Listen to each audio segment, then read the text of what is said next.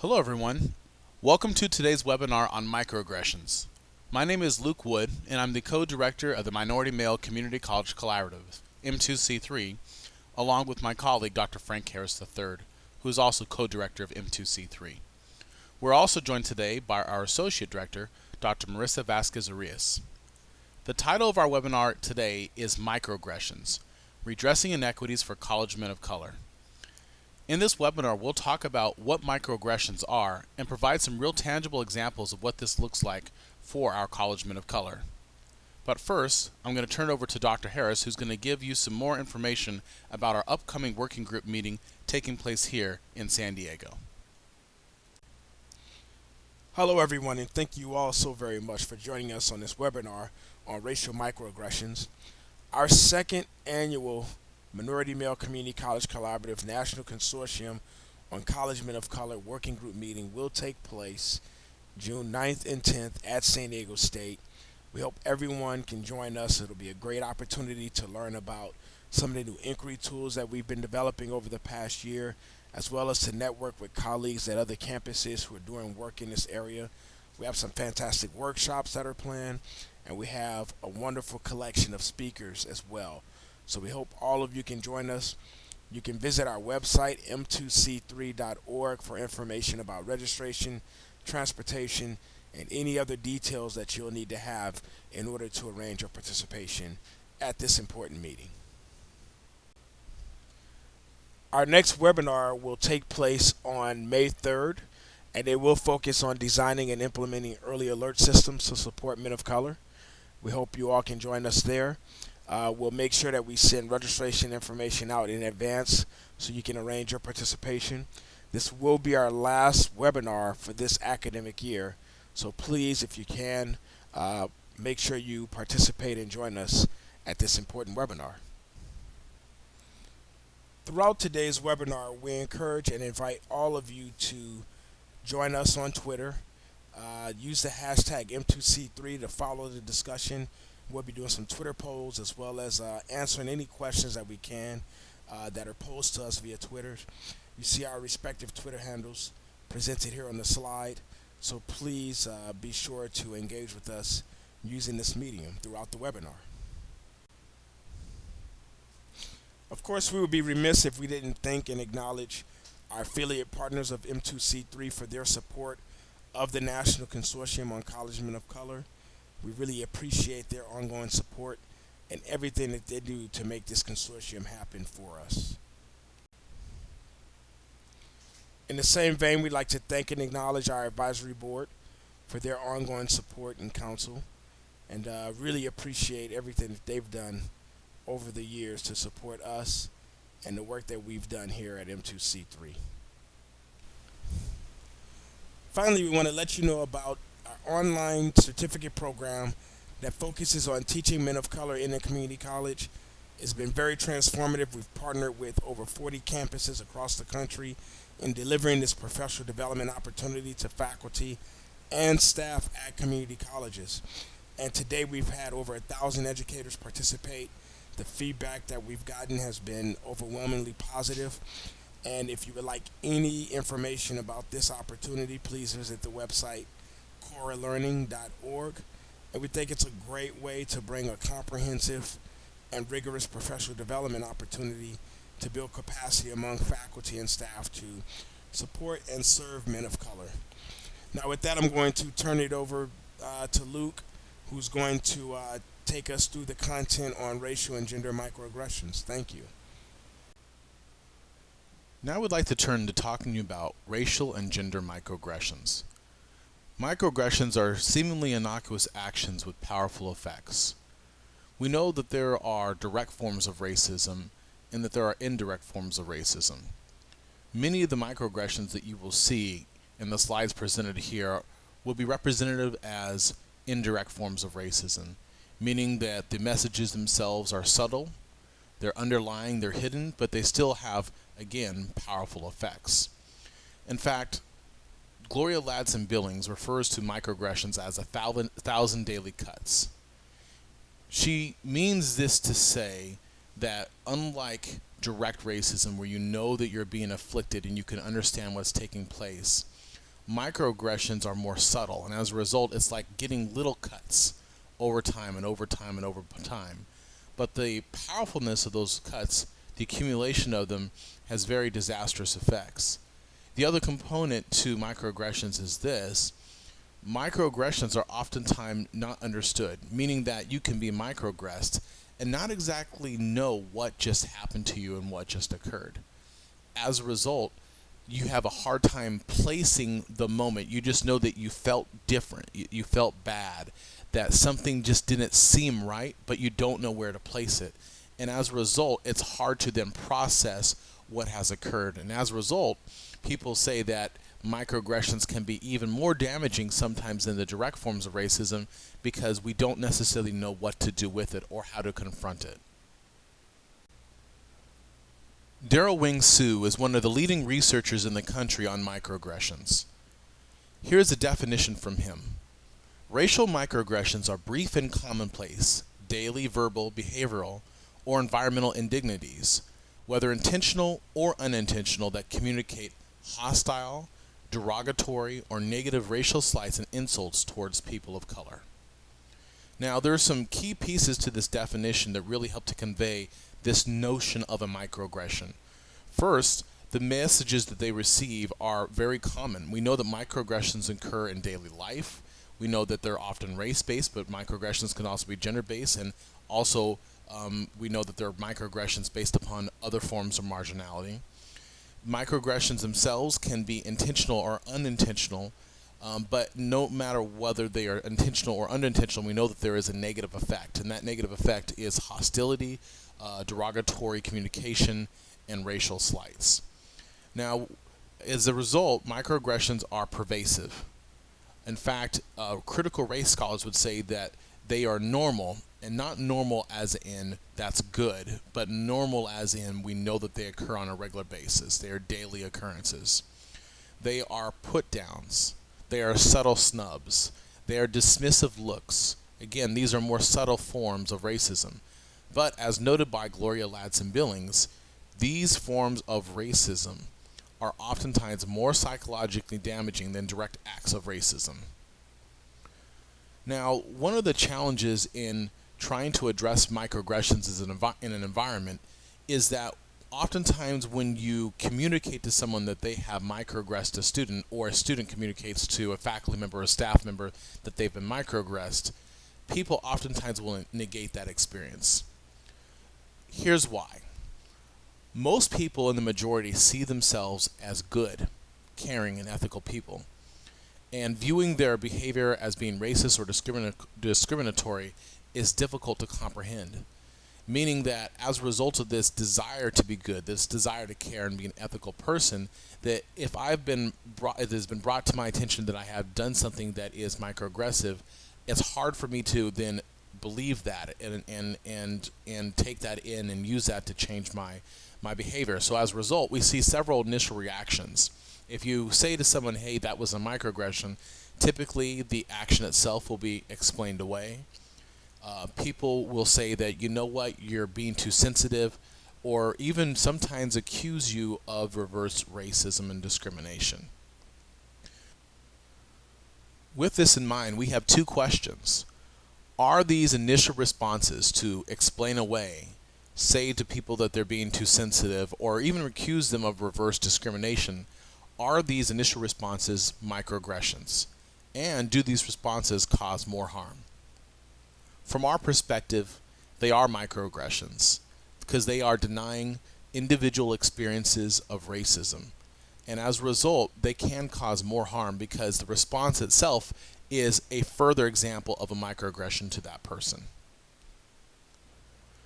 Now, there have been many taxonomies that have been extended to better understand what types of microaggressions exist. In fact, one of the kind of key components of the microaggression literature is this desire to label different forms of microaggressions, and by labeling them, it then therefore makes it easier to talk about what is occurring.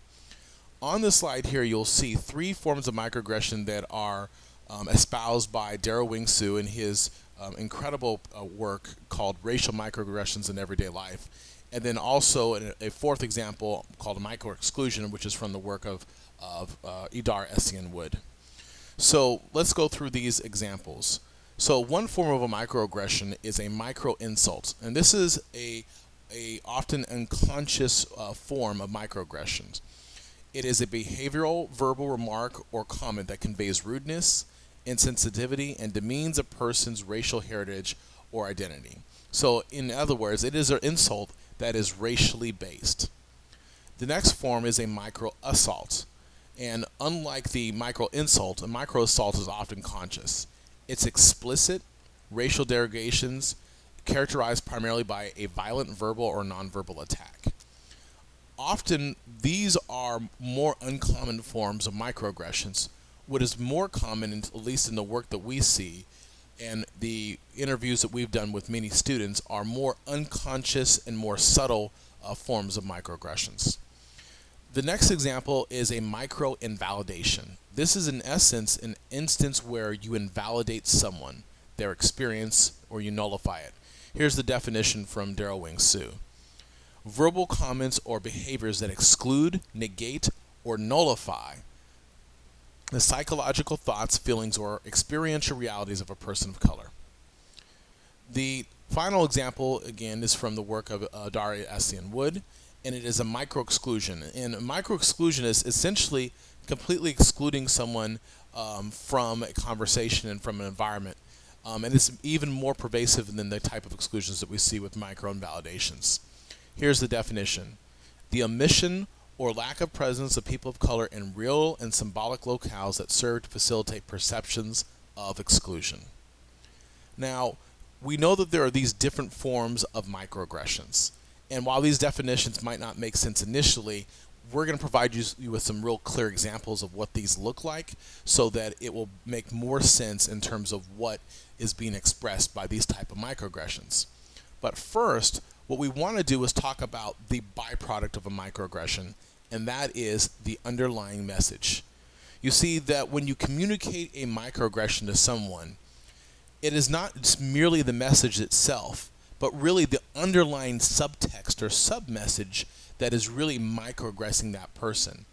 Oftentimes, microaggressions even come out in the form of compliments, but the underlying assumption, the underlying communication is one that is negative. Oftentimes, the kind of common underlying messages that are communicated from microaggressions include the following.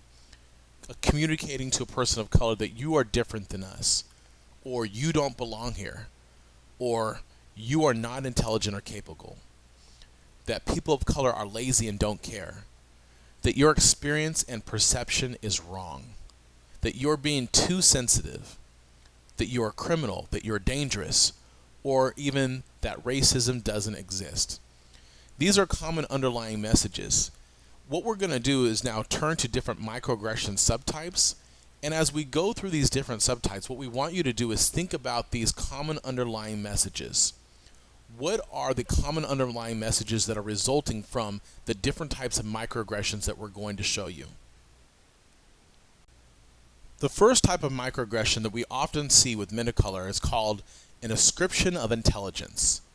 Ascription of intelligence. And here's the definition from Daryl Wing Su. Assigning a degree of intelligence to a person of color based on their race. And here are some common examples that we see in the literature and in our experience in working with college men of color. The first example is saying to a person of color, or in particular a male of color, "You are so articulate."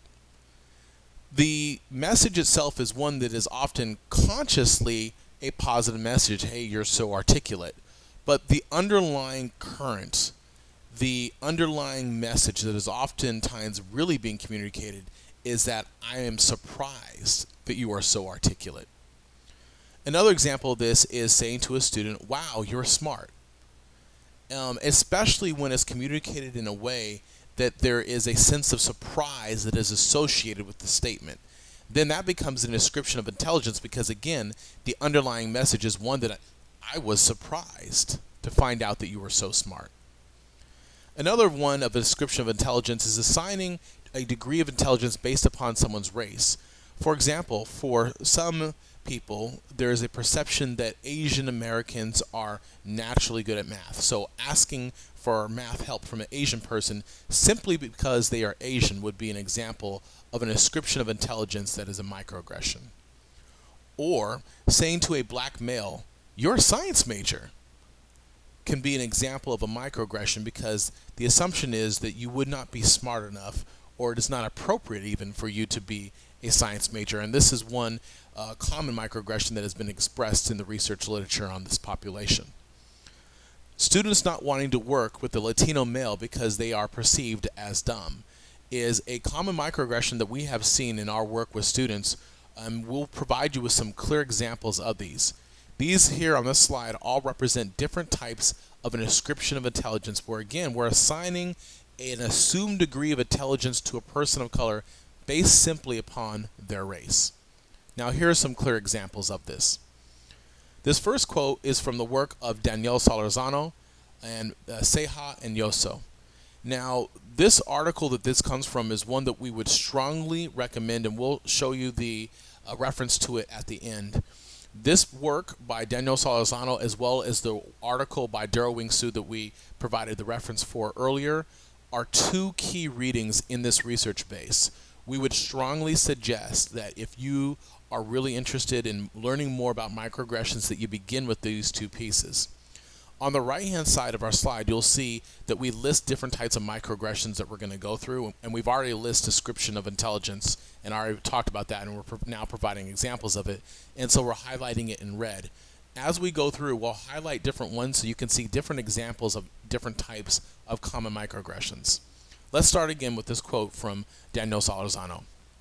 In a technical field such as an engineer, oftentimes you'll feel like other students don't want to approach black students for their groups, especially when they think blacks are just not technically smart. And I'll notice they'll make some study groups, and maybe you'll be the last one asked. Here's another example of this from some of the focus group work that we've done. When we would have group projects, then this is from a student, when we would have group projects, I would be the last picked because they would assume that I don't know as much as they do. Here's another example from some of the focus groups we've done with college men of color. There have been times when I've answered a question and then I get a response like, "Wow, I didn't expect you to know that." Again, the message communicated here is one that assumed a lack of intelligence based upon racial ethnic identity. Here's another set of examples that deal with this notion of ascription of intelligence. And the reason we're providing so many examples is because this is one of the most common microaggressions experienced by college men of color. Here's another one from the work of Daniel Solorzano. I was doing really well in class. Like, math was one of my strong suits. We took a first quiz and I got like a 95. The professor was like, "Come to my office, we need to talk." And I was like, "Okay." I just really knew I was going to be told, "Great job." But he said, "We think you've cheated. We just don't know, so we're going to make you take the exam again." And I took it again, and I got a 98 on the exam.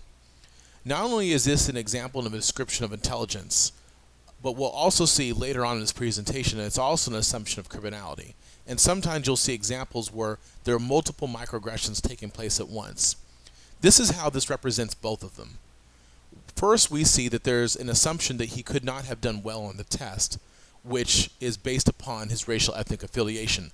This is an example of an ascription of intelligence. But then we also see an example here where the assumption is then if he performed well, he must have cheated, which is an assumption of criminality, another very common microaggression experienced by our college men of color. The quote on this slide is another example of this same kind of pattern that we've seen in our work. Here's a quote from a student.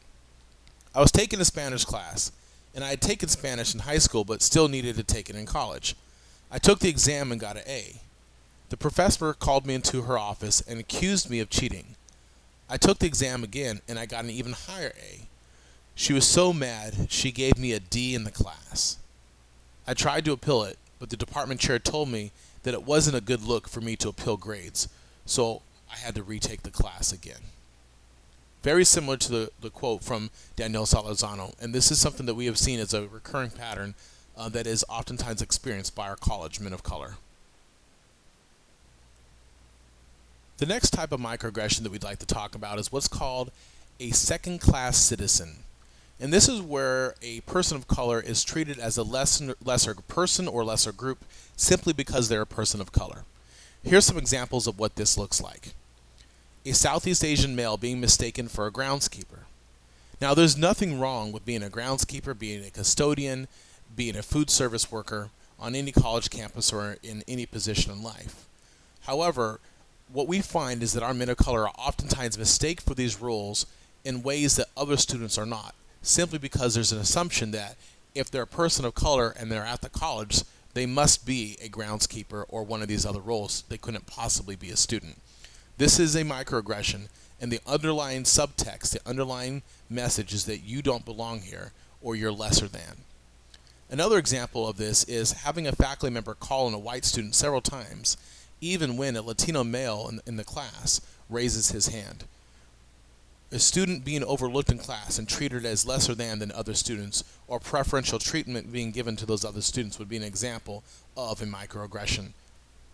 Another example is a black male being ignored at the bookstore counter for a white student. This is one that is commonly experienced by students of color, not just in bookstores, but around different aspects of our campus, including in offices, including in advising, including in financial aid. If we go on down the line, we see examples of this where a black male or Latino male, Southeast Asian male will be standing, they'll be the next in line, and the person at the counter will, not even seeing them, call on the next person right behind them. This is an example of them being treated lesser than, but it's also an example of invisibility, which is another type of microaggression. Another type of microaggression that is very commonly experienced by our college men of color is pathologizing culture and values. Here's the definition of this from Daryl Wing Sue. It is the notion that the values and communication styles of people of color are abnormal or lowly. Here's some clear examples of this. A faculty member or staff member assuming that black males don't care about college simply because they are black males. Asking an Asian person, why are you so quiet? Again, we're assigning values and communication styles specific to ethnic groups here. A faculty member saying Asian men cheat, assuming that all Asian men, because they're Asian men, cheat. And we've heard this as an example of microaggressions in some of the work that we've done. Another one would be assuming that Latino males don't care about school simply because they're Latino males.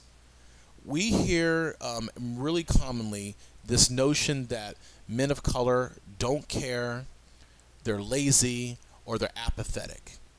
And as a result, we know that this is coming from a place of microaggressions in that we're pathologizing culture and assuming that simply because they're part of these groups, they must not care about education in the same way as other students. Here's some examples of this. Here's one from some of our focus groups. They get some sort of financial aid, and this is from a faculty member. They get some sort of financial aid. Maybe they get a check every week or something. They are not dedicated students. I think they're just here for the financial benefit. And some get financial aid even if they're not here all the time. Here's another example. Most professors assume that because I am a Latino male, I don't care about school. It's just a stigma that they have about you. Here's another example. The professors act like I don't want to learn. They assume we, students of color, all don't want to learn. They think it's part of our culture. And here's another example. The stereotypes of Latinos is we don't care about school. Right, so that's like a stereotype for us. Again, these are very commonly encountered microaggressions that our men of color experience on college campuses, particularly in our community colleges. Here's another very common example of microaggressions, an assumption of criminality. We know that men of color are oftentimes viewed as criminals in society. We need look no further than the names of Trayvon Martin, Michael Brown, Tamir Rice, Eric Garner, and numerous other examples of black and Latino males who've been slain at the hands of law enforcement or people in position of perceived authority. We know that the experiences of racism and stereotypes and this notion of criminality don't stay external to the community college, but they creep into the community college, where faculty members, staff members can hold negative perceptions and assumptions of men of color that assume that they are criminals. The definition extended by Daryl Wing Sue is that men of color or black students or students of color are presumed to be criminal, dangerous, or deviant based simply and solely on their race. And we've seen this as a common example. Here are some examples. A white faculty member clutching her purse as she walks by a black or Latino male. Accusing a black male of cheating because he received a good grade.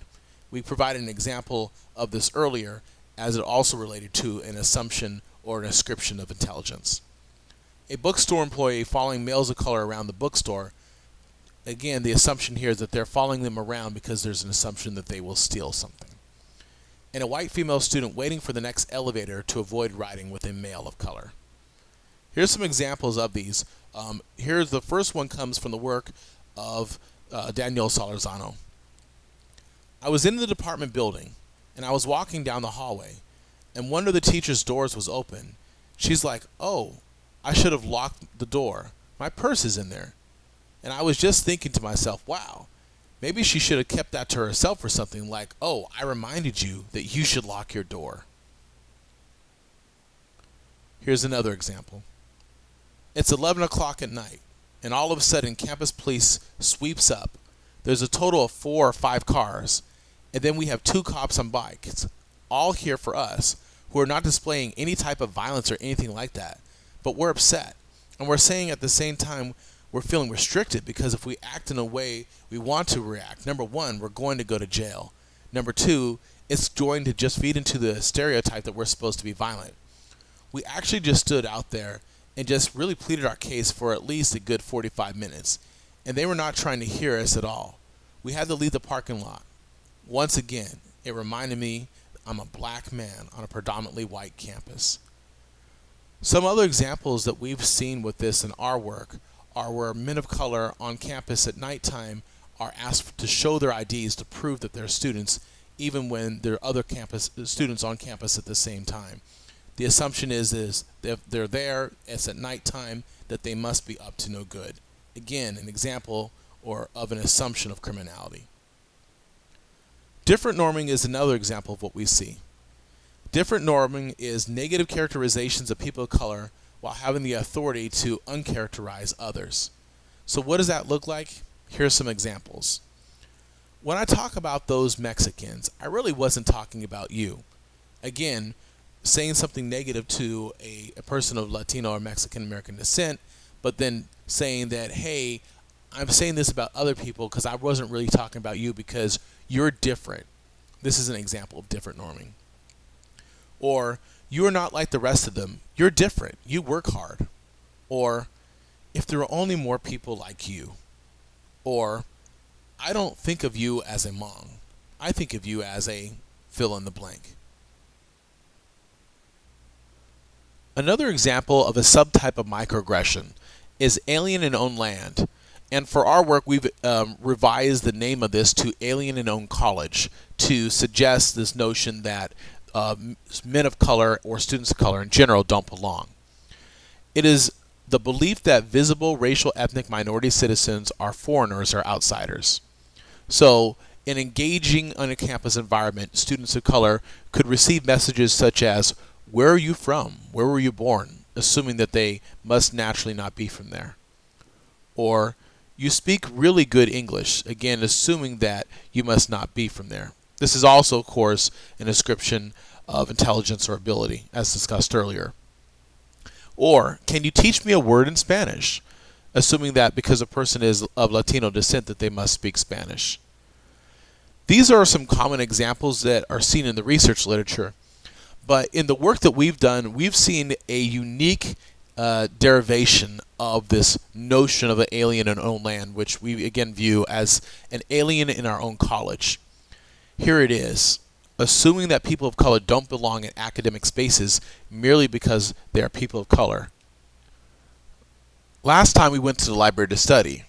Obviously, it's finals time. People are going to study, but when we walked in there looking for somewhere to sit down, it's like they'd never seen black people before in their lives, or they'd never seen black people study before. Here's one from our focus group data.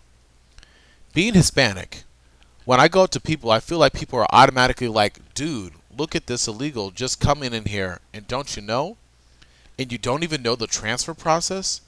This is exactly how I feel when I come up to people and not like get prepared for the questions they may ask. Color blindness is also another very common form of microaggression experienced and rendered to our men of color. Color blindness is the denial or pretense that a white person does not see color or race. This is a type of microaggression that many people have the hardest time with. Many people, as a way of expressing their view that all people should be treated the same and professing views of equality, will approach it from this lens of colorblindness, where they'll say, when I look at students, I don't see color. Or, America is a melting pot. Or, there is only one race, the human race. We are all human. However, the underlying message that is often received by people of color is, you don't see me. By trying to embrace this notion of equality, we are oftentimes ignoring that people have unique experiences. There's a reason that we're here having a conversation about microaggressions for men of color, because we know that they have unique experiences where they're oftentimes microaggressed by faculty. When faculty members hold these views that they don't see people differently, then oftentimes they don't see the person who they're teaching. Here's some examples of this. All of these examples are from our focus group data. I don't consider cultural issues until there is a problem. So this is a quote from a faculty member. I don't consider cultural issues until there is a problem, and then you have to deal with it. So I don't think I ever walk into the classroom and say, oh, there are several different ethnic groups, and I have to teach according to the diversity of my class. We teach English, and I'm not sure diversity is something I look for. Here's another one. Cultural relevancy is not the focus of sociology. It might be for other courses, but not for sociology.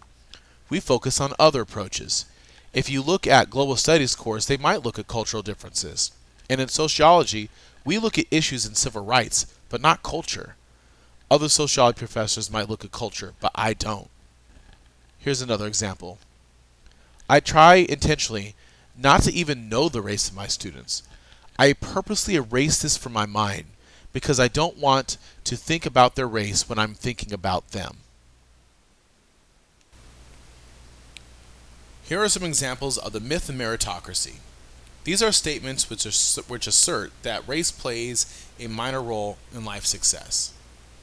Here are some examples. Race plays no part in success. The students who prove to me that they are serious are the ones I invest my time into helping. Everyone can succeed in this society if they work hard enough. The students who work the hardest get the best grades.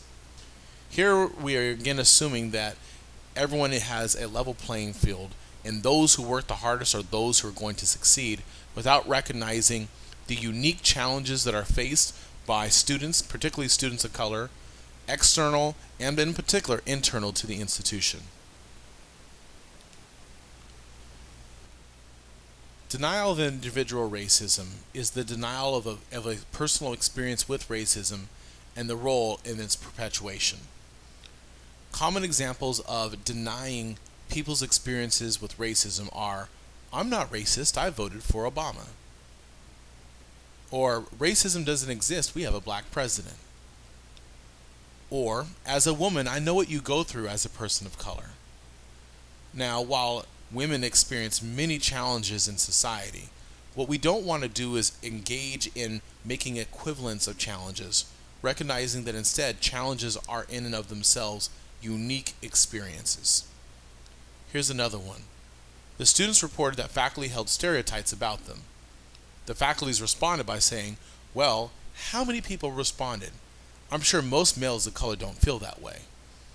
Whenever a person's experience with racism is denied or negated, it is a denial of individual racism. Remember earlier, this is oftentimes a response to when someone is called out or confronted for engaging in microaggressions. The natural response is to then deny or the individual racism that they have experienced. The last example of microaggressions that we have for you today is invisibility. This is again another common form of microaggressions experienced by men of color in college. It is the omission or lack of presence of people of color in real and symbolic locales. Here are some examples. Calling a Latino male by another Latino male's name. Again, in the classroom, they are so invisible that I do not understand the difference between two different males of color in my class. Handing homework or assignments back to the wrong Cambodian male. Or a faculty member walking by a black student who was in his class on campus without acknowledging his presence. These are examples of being invisible on campus and being viewed as essentially as an underlying message lesser than or not worth or value for the faculty member's time. Here's some examples of this, or one example that comes from the work of Quaylin Allen. She doesn't know my name. Like, just the other day we were having a test review game and she was like throwing popsicle sticks out of the cup. And I'm like, I'm the only black kid in your class, next to 3 other black kids in there. And so she pulls my name out and goes, Daryl? And it's in her own handwriting and everything. And I'm like, come on, lady. I've been in your class now for 4 months now, and you don't know my name. She doesn't know me or anything like that. This is an example of being and feeling invisible. Probably the most common form of invisibility that we have seen with our work is the invisibility that many men of color experience outside of class with their faculty. We talked last year about the piece that we published in Huffington Post called Train the Janitor. In that piece, we noted that out-of-class interactions between Latino and black males and their faculty members were oftentimes non-existent. For example, students would report to us that they would see their faculty member on campus, and the faculty member, rather than engaging with them, smiling, saying hello, or nodding to recognize their presence or acknowledge their presence, would simply walk the other direction, put their head down and pretend like they don't see them, or pick up the phone to avoid having to interact with them. And so we know that this example and this experience with invisibility is one that is very common among our men of color. So given all this context, what can we then do with this information, knowing that microaggressions are so pervasive among our college environments and are oftentimes experienced by our men of color? Here are some strategies. First, we have to understand our unconscious bias. There are underlying bias that influences the messages that we're giving to our students. All faculty members have at some time likely communicated microaggressions to a student. Black males, Latino males, Southeast Asian males are not the only students who experience microaggressions. All students can experience them. So we have to better engage our unconscious bias. The implicit association test is an online test that you can take that can help you to start to understand this unconscious bias. We also can encourage you to engage in journaling and reflections about your own perceptions of certain groups and really begin a process of self-interrogation and self-reflection. It's important to learn about microaggressions. On the final slide, we'll give you references to the 2 works that we pointed out. We strongly recommend that you read these works because they're important for understanding the different types of microaggressions. We also think it's important to provide this information to students. Oftentimes when students are armed with this information to not just understand what the types of microaggressions are, but the underlying messages that are being communicated, they can then begin to better negotiate the experiences that they've had in the classroom and out of the classroom, and then use that information to better confront microaggressions when they occur or navigate around them when they occur. We think that knowledge when it comes to microaggressions is power because it emancipates us from this lack of understanding of what is really taking place.